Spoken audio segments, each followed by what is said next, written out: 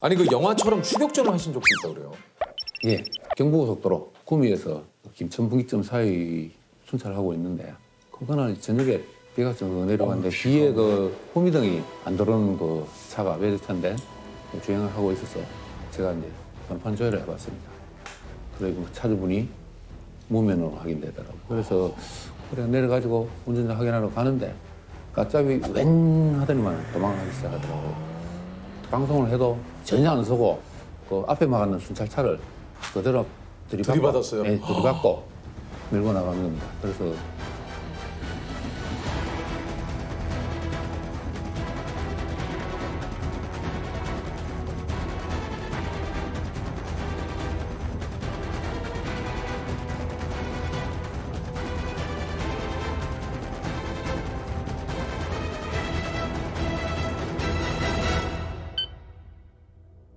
내려가지고 안을 보니까 살려달라고 고개 숙이고 막 빌기만 빌고 뭐 다른 말이 없더라고요. 아무래도 정상인이 아닌 것 같아가지고 잡던 손에 손목 부위에 보니까 바늘 자국이 여러 군데 있어가지고 뻥맞았지. 던져보니까 그러니까 한마디로 그분은 이제 마약 사범이군요. 예예 그 이제 인적상 안 보는 거. 근데 저 순간적으로 무거운 상황에 이제 웃으면 안 될 것을 안 웃었는데 너무 경이 뽕 맞았지. 뻥맞았지.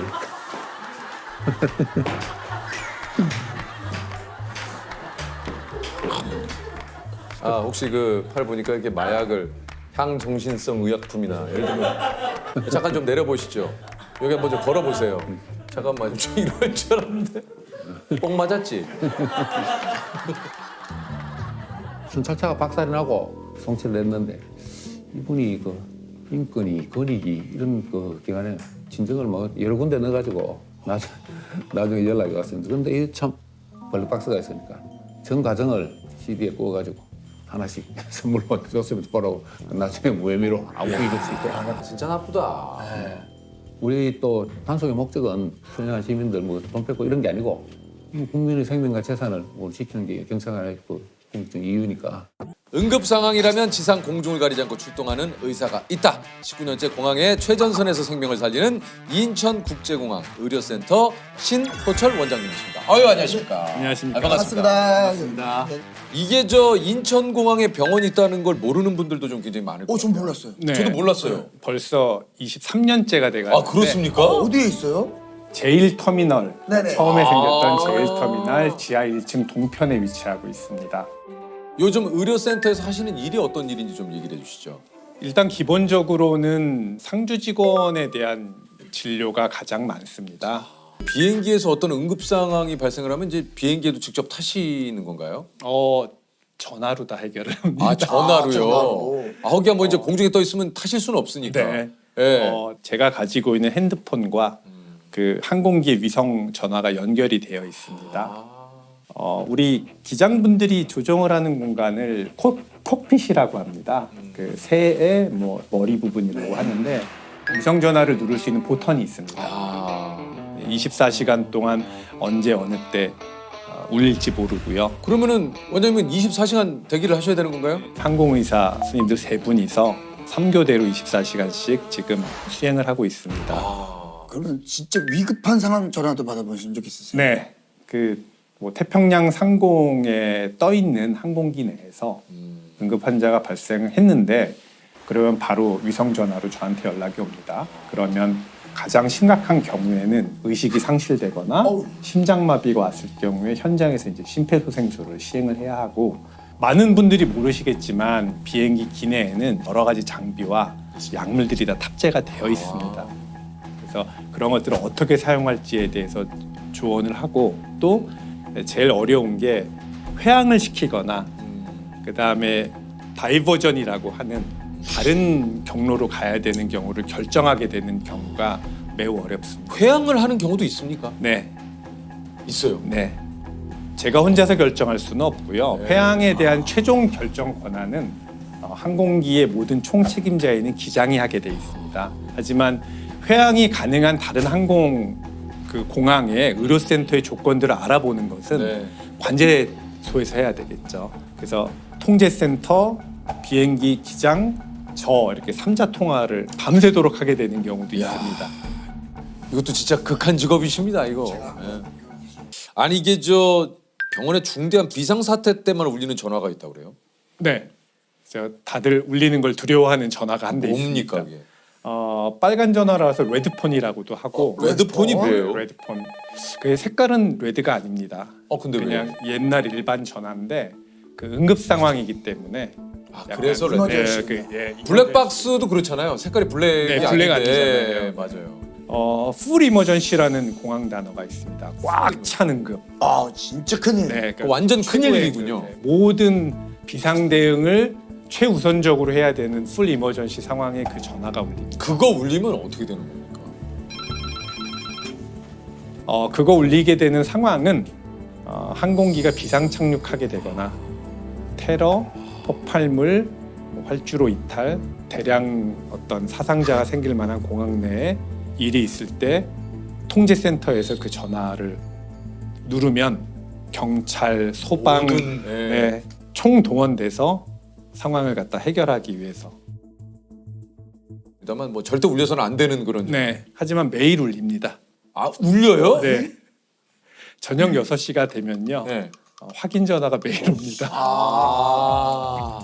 왜냐면 혹시나 있을 수 있는 이 일을 위해서 계속 훈련을 해야 네. 되니까. 그래서 그 시간에 정확하게 받지 않으면 실제로 레드폰이 울려서 활주로까지 출동을 하는 케이스들도 있어요. 네, 자주 있습니다.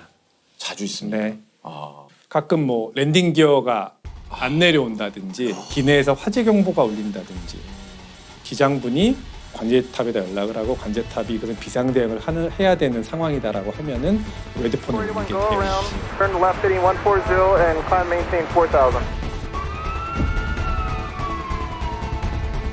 활주로까지 갔다가 비행기가 무사하게 착륙하고 그 도어까지 가는 것까지 확인이 되면 상황이 종료돼서 웃는 얼굴로 돌아오는 경우가 여태까지 있었기 때문에 얘기만 들어도 한시름을 놓네요. 네. 예.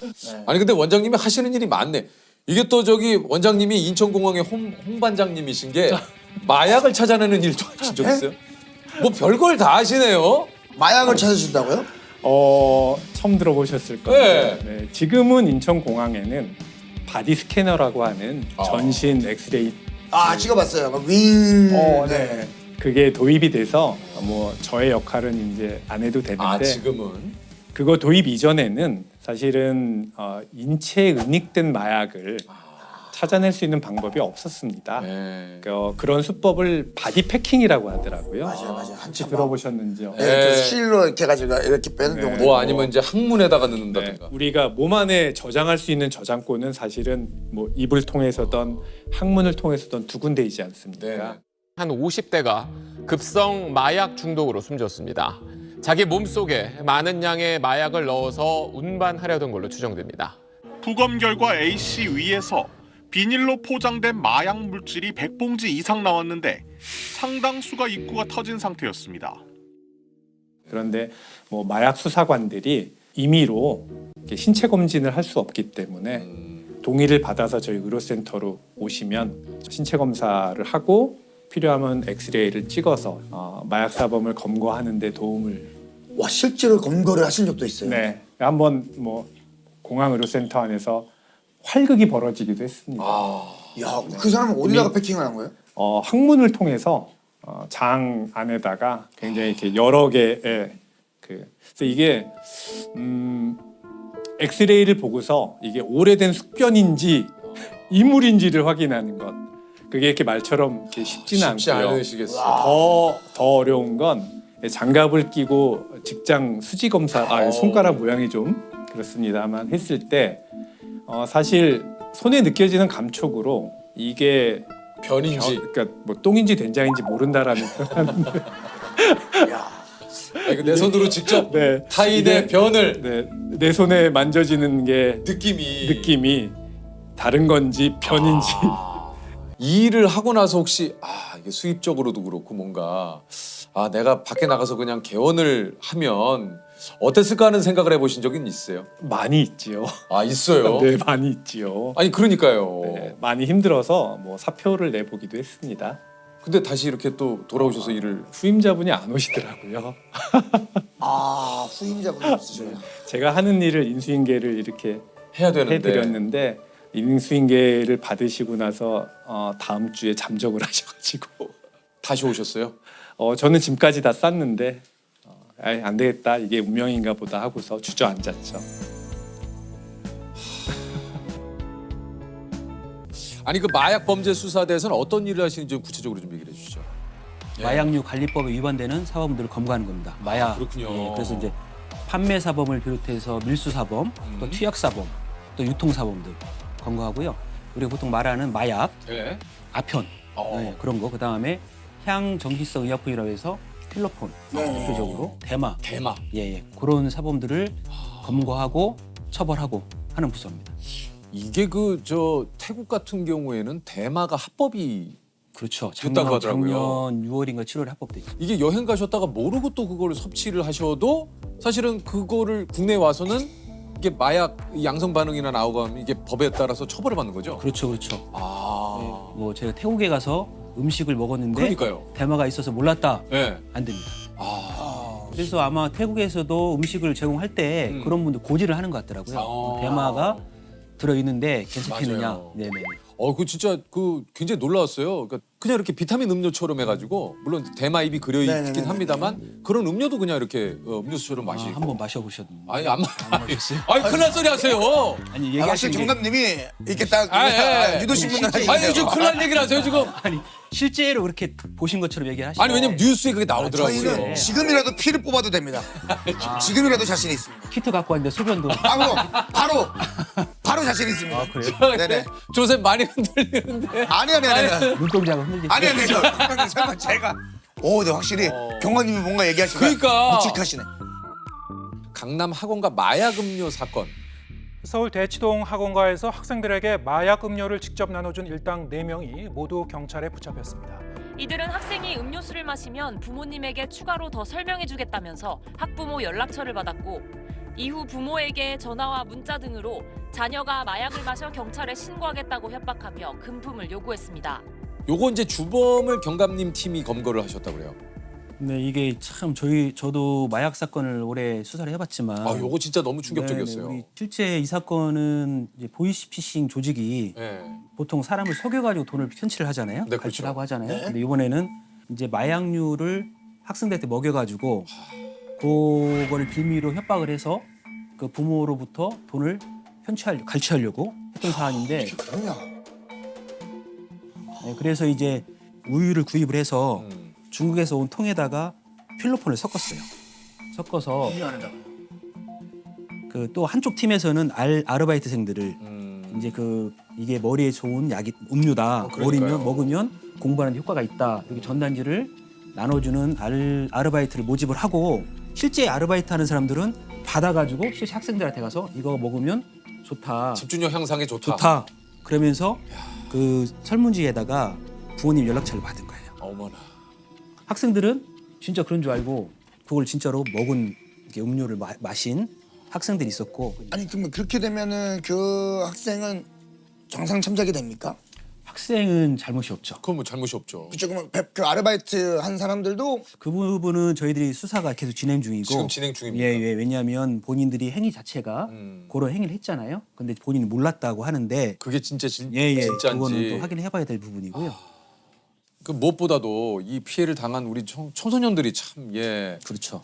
많이 걱정이 좀 됩니다. 네네. 예. 그래서 그 친구 중에는 이제 어떤 증상이 와서 이제 그런 호소한 친구도 있고요. 그렇죠. 근데 처음에 몰랐죠. 자기가 음료수를 마셨는데 그렇죠. 몸에 어떤 증상은 와도 그게 뭔지를 아무것도 모르고 엄마 컨디션이 안 좋다고 생각할 수도 있는 컨디션이 거고. 안 좋아요. 뭐 이렇게 좀 이상해요. 그 정도만 있었는데 나중에 이제 이게 밝혀지고 나서는 이제 충격이었고 그래서 그 친구들은 경찰 차원에서 피해자를 보호하는 그런 시스템이 있거든요. 네. 그래서 치료도 하고 또 상담도 하고 그렇게 연계를 했습니다.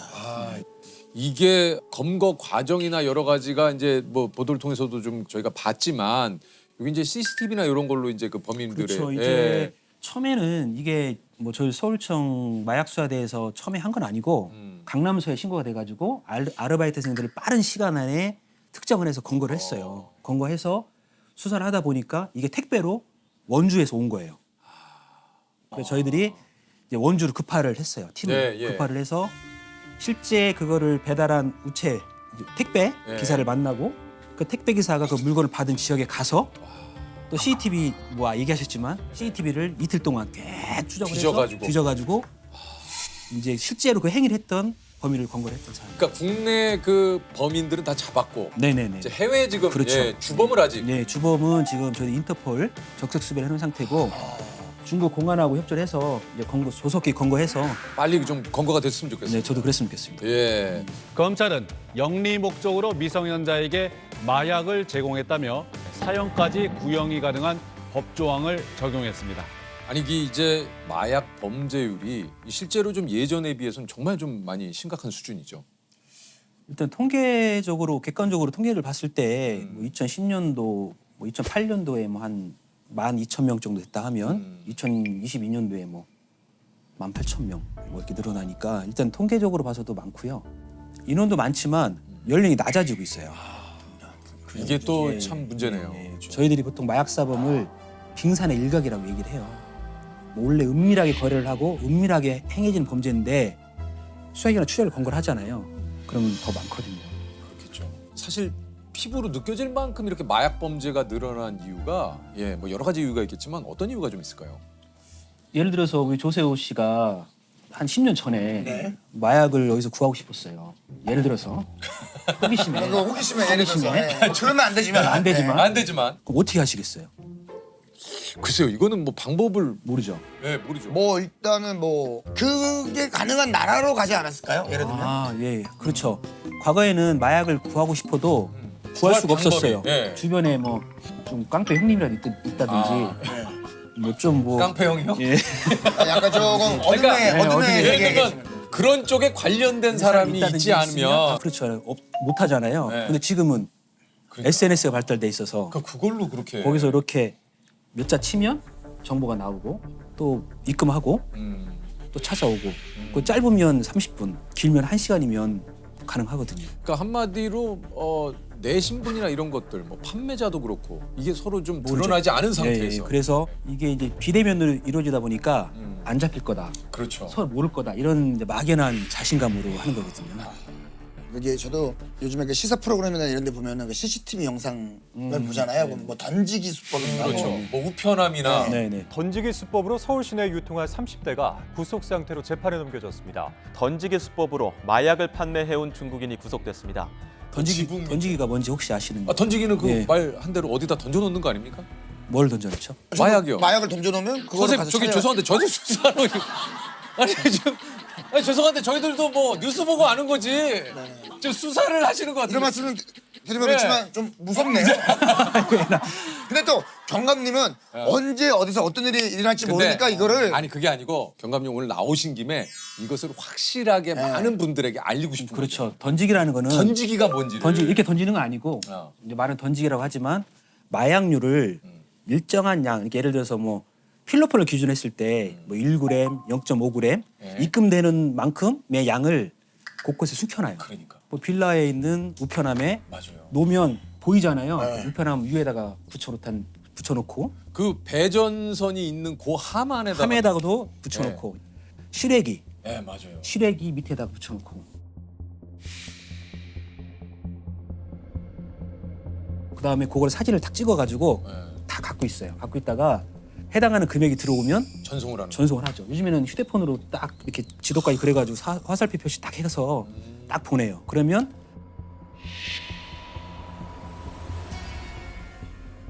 파는 사람이나 사는 사람이 서로 모르죠. 그러니까요. 네, 그게 던지기. 그게 던지기죠. 아니 도대체 이런 마약은 어디서 이렇게 들어오는 겁니까? 대부분이 해외에서 밀반이 되는 겁니다. 그러니까 무슨 뭐 택배가 요즘 또 이제 그렇죠. 국제우편이나 이런 요즘에 것들이 EMS 많으니까. 국제우편, 맞아요. 또 화물, 국제 화물이 많잖아요. 보니까 예전에 뭐 야구 배트 안에다가도 막 넣어가지고 뭐 들어오는 여기 것도 막 뭐 보고. 요즘 밥솥 안에도 뭐 넣고 네네네. 뭐 의자 이 밑에 여기를 뜯어서 또 안에다 넣고 그렇죠.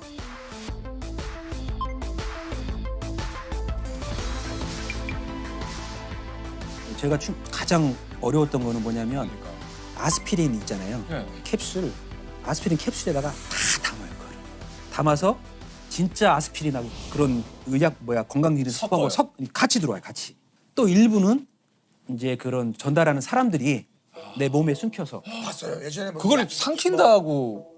그거를 이렇게 이제 비닐에 넣어서 이제 삼켰다가 그러니까요. 이제 국내로 들어왔는데 이게 위 활동 때문에 이게 터지면서 그러니까. 사망한 사건도 있었죠. A씨가 몸속에 마약을 넣고 운반하는 이른바 보디패커일 가능성에 무게를 두고 있습니다. 아니 이 경감님이 맡았던 사건 중에 가장 스케일이 큰 사건은 혹시 뭡니까? 제가 이제 2020년도, 21년도, 20년도 정도에 국내인이 뭐 동남아나 해외에 가서 거점을 두고 거기 있는 조직과 연계를 해서 여기서 마약류를 국내로 들어오거든요. 그래서 그 총책, 그런 실제 행위를 하는 태국에서 행위를 하는 총책을 경찰 이민국 통해서 검거를 해서 송환을 했던 사건이 있었습니다. 한 6kg 정도 압수했었어요. 이게 6kg면은 이게 시가로 하면 200억 정도 된다고 그래요? 네. 와. 6kg면 이게 몇 명이 투약할 수 있는 양이에요? 계산을 0.039g이 한 명이니까 1g이면 100명 할 수 있어. 30명 할 수 있어요. 1g 1g이면 30명. 그러면은 1000g이면 3만 명. 예. 와. 그럼 18만 명. 아유 뭐 맞는 거야? 수학 천재인데. 18만 명. 예. 아 수학 천재야. 예, 제가 곱하기만 잘합니다. 궁금한 게요. 이제 저는 영화를 많이 봐서 그런지 진짜 실제로 마약 이렇게 칼로 푹 한 다음에 그래서 옛날에 이거 많이 하시잖아요. 그걸 어떻게 하나하나 다 까보니? 아니 이게 옛날에 맛을 이러다가 맞는 것 같은데요. 하면서 이제 뭐 꽁트가 됐네. 실제로도 이제 그건 가능한 게 아니죠. 그러면 저 중독자 됩니다. 그럼 뭐로 이거를? 저희들은 그 장비가 있어요. 키트가. 우리 이제 마약 사범들 소변을 검사하는 키트도 있지만 그 마약류를 검사하는 키트가 있어서 따로 있군요. 예, 그거 하얀 가루잖아요. 뭐 그러면 그거를 키트를 검사를 해보고 또 장비도 있어요. 분광기라고 간이로 딱 대보면 성분이 떠요. 와. 지금 우리가 이렇게 영화처럼 맛보고 이런 시대는 지나갔어요. 그렇게는 안 하고 다 장비가 있어서 그렇게 하죠. 그렇군요. 이게 마약 수사는 보통 어떤 방식으로 이게 좀 진행이 되는지. 이제 마약 사범은 거미줄처럼 엉켜 있어요. 그렇겠죠. 투약자가 있으면 단순 투약이지만 이게 뭐 하늘에서 뚝 떨어지는 건 아니잖아요. 샀을 거 아니에요. 판매자가 있고 또 투약도 혼자 하기도 하지만 여럿이 하기도 하거든요. 서로 모여서 하기도 하고. 그러면 한 명을 검거를 하면 이 사람하고 연결된 마약 사범들이 있어요. 그걸 추적해서 검거하는 거거든요. 제가 21년도에 이제 어머니가 딸이 집에 나갔다 오면 마약을 좀 투약을 하는 것 같다. 그래서 수사관들을 보냈어요. 보내서 얘기를 해보니까 또 투약이 맞고, 그래서 저희들이 이제 같이 투약을 했던 또 제공을 했던 다른 제 3의 사람들을 검거를 했고요. 거미줄처럼 엉켜 있으니까 쭉 검거를 해서 올해 4월경까지 131명 그렇게 해서 검거도 하고, 유장거래 저희들이 이제 수사관들이 직접 마약 사범들을 찾는 거죠. 마약을 거래하던 사람을 찾아서 직접 이제 말 그대로 위장 수사를 하는 거군요. 그렇죠. 그렇게 하기도 하고, 마약을 갑자기 많이 한 사람이 자기가 마약 수사대를 찾아오는 경우도 있어요. 취해가지고 찾아와서 나 약했다고 막 그래요. 그래서 잡잖아요. 그럼 깨고 후회해요. 내가 여기 왜 왔지 이렇게. 자기도 모르게. 예. 귀소 본능이 있는가 봐요. 그렇게 온 적도 있어요. 한 여성이 경찰 지구대에 들어옵니다. 의자에 앉아서도 안절부절 못하며 팔을 휘적거리거나 얼굴을 긁기도 하고 팔과 다리가 제대로 있는지 확인하기까지 합니다. 잠시 뒤 마약 수사팀 형사들이 여성의 동의를 얻어 간이 검사를 진행했고, 그 결과 필로폰 양성 반응이 나왔습니다. 이게 그 마약 사범들을 잡으면 마약 검사도 이제 거기서 좀 하게 되죠. 그렇죠. 소변을 채취한다든가. 소변 채취는 기본적으로 하게 돼 있어요. 소변 채취할 때도 직접 들어가서 이렇게 이제 수사관 분들이 직접 채취를 그렇죠. 하신다고. 그래서 기본적으로 소변을 채취를 하려고 그러면 옆에서 보고 있어요. 그렇죠. 그게 아니면은 그게 아니면 소변을 바꿔치기 하려고 가짜 소변을 갖고 다니는 게 있었어요. 소변을 차고 들어와요? 차고 들어와서 소변을 볼 때 본인 투약해서 나올 것 같으니까 다른 소변을 다른 걸 덜기도 하고, 또는 이제 소변에다가 물을 좀 타기도 하고. 그러니까 수환이 따라 들어가서 보거든요. 보고 또 이제 저희들은 이제 방법이 종이컵에 받으면 딱 만져봐요. 따끈따끈. 온도 체크를. 네. 근데 그 더글로리 있잖아요. 드라마 더글로리에서 보면은 그 마약을 투약한 한 배우가 머리 탈색을 하거든요 거기서. 네네. 그럼 탈색을 하면 안 걸립니까? 탈색해도 국가수에서 다 검출이 됩니다. 그러니까 기술이 발달하니까. 그렇죠. 실제 탈색한 사람이 성공이 나온 사례가 많이 있어요. 아니 이게 수많은 마약 사범들을 보셨을 거 아니에요. 마약 사범들에게 보이는 공통적인 특징 같은 게 있습니까? 이제 눈동자가 약간 뿔구스름하거나 투약한 후에 그런 이제 말 시켜 보면 오늘하거나 그다음에 팔을 자꾸 긴 팔을 입고 계신데 이 팔에 이게 있네요. 이건 뭐가 있어요? 주사 자국. 이거 뭐야? 이 주사 좀. 아 갖고 오라니까 그거를. 제가 이걸 뭐. 자 보십시오. 뭐 보십시오. 네네. 꼼꼼히 봐주세요. 예, 저도 좀 보시고. 깨끗하시네요. 어? 혈관. 여기 이거는 혈관 자리가 아니라 혈관에 좋으세요? 나 집어 넣으려고. 근데 많이 하는 사람들은 상처가 남아요. 근데 긴팔 입으면 한번 쳐다보긴 하죠. 네. 그냥 긴팔을 입은 게 아니라 아 저분은 좀 약간 뭔가 이상하다. 네, 표시가 나는 사람들은 되게 꺼려하기 때문에. 아니 이게 저 마약은 이제 중독성 때문에도 그런데 이게 재범률이 굉장히 좀 높다 그래요. 이제 재범률이 통계적으로는 뭐 한 30 몇 프로, 40% 정도 얘기를 하는데 체감적으로 제가 봤을 때 더 높은 것 같아요. 그죠. 높은 것 같고 네. 이제 의지대로 끌릴 수가 있으면 재범률이 낮을 수 있죠. 근데 의지대로 할 수 없는 거기 때문에 그렇죠. 내가 아무리 오래 참고 있다 하더라도 필로폰이라는 걸 눈에 보게 되면 많이 눈에 보게 되면 내 몸에서 내 뇌에서 반응을 하는 거예요. 그거를 그렇게 절대 시작조차 하지 마세요. 않아야 되는 거야. 이게 무엇보다 이 마약은 생명의 사실 이게 위협을 이게 느끼게 하는 거잖아요. 그러니까 마약이 실제로 얼마나 위험한지 몸소 느끼실 때가 좀 굉장히 많을 것 같아요. 현장에 많이 계시니까. 필로폰 같은 경우에는 본인이 투약하는 양을 잘 몰라서 사망하는 경우도 있어요. 그러니까요. 있고 현장에 가서 마약에 취한 사람을 이제 맞닥뜨리잖아요. 그러면 약간 과감해지기도 하고 자해를 하는 게 많아요. 이제 막 이게 손톱으로 막 살을 뜯어요. 이렇게 뭔가 벌레가 기어다닌다고 생각하는지 뜯으면 제 데일밴드를 막 붙여줘요. 그럼 못하게 해요. 못하게 하면 또 뜯어요. 수갑도 채워놓고 수갑 채워놓으면 이렇게 막 뜯고 그런 경우도 있고 이제 뭔가 보여요. 이렇게 뱀이 보이거나 환각이 보이거나 그러면 막 저기 뱀 기어가요. 막 이렇게 하는 사람도 있으니까 그만큼 정신적인 폐해가 심한 거죠.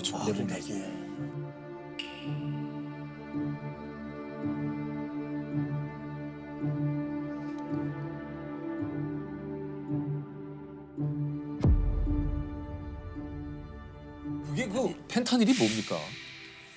펜타닐이 일종의 이제 암 환자나 극심한 고통을 겪는 환자들한테 마약성 진통제거든요. 진통제군요. 예, 진통제인데 영화에서 보면 전쟁 나서 막 이렇게 다치면 몰핀 놔주잖아요. 그렇죠, 그렇죠. 몰핀의 50배에서 100배 정도 되는. 그래서 거기서도 그러더라고. 그게 조금만으로도 엄청난 치사량이 네, 그래서 된다고. 보통 우리가 2mg을 넣으면 치사량이거든요. 2mg. 네네네.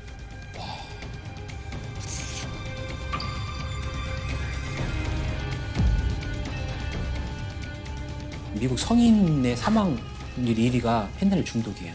청소년들이 많이 해요. 그럼 중독되거든요. 그러면 거의 뇌가 망가질 정도로 독성이 강해요. 한 번만 이렇게 해서 한번 해보자 해서 친구 하나 따라가서 이렇게 했다. 완전 중독되는 거죠. 그 어디선가는 그것도 사례로 그 소개를 했는데 중독자들이 하도 많은 그래서 여기서는 좀 정책을 바꿔서 뭐냐면 해독같이 그러니까 그 생각을 좀 안 나게 만드는 그 약차가 아침에 출근하시는 분들 그냥 그걸 드시고 갈 수 있게. 예. 그 포르투갈인가 그게 있더라고요. 거기는 아예 사회에 만연돼 있으니까. 그 만연이 돼 있는 막 인터뷰를 하니까 이거를 좀 하고 가면 훨씬 낫다. 그러니까 그 정도로 이제는 마약에 중독된 분들이 너무 많다 보니까. 그렇죠. 예. 사람들이 버스 앞에 서 있는 이유는 단 하나. 바로 메타돈이란 약을 먹기 위해서입니다.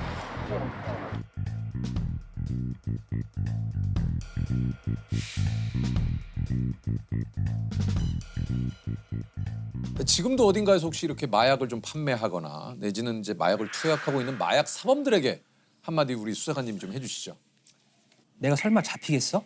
모르겠지 하지만 어느 순간에 경찰관이 찾아가거나 집으로 출석 요구서가 날라올 수 있다. 그리고 마약 사범은 투약자나 판매자나 서로 엉켜있기 때문에 반드시 검거됩니다. 반드시. 예, 안 잡히는 경우는 없어요. 제가 자식있게 말씀드린 거는 시간의 차이일 뿐이지 반드시 검거된다.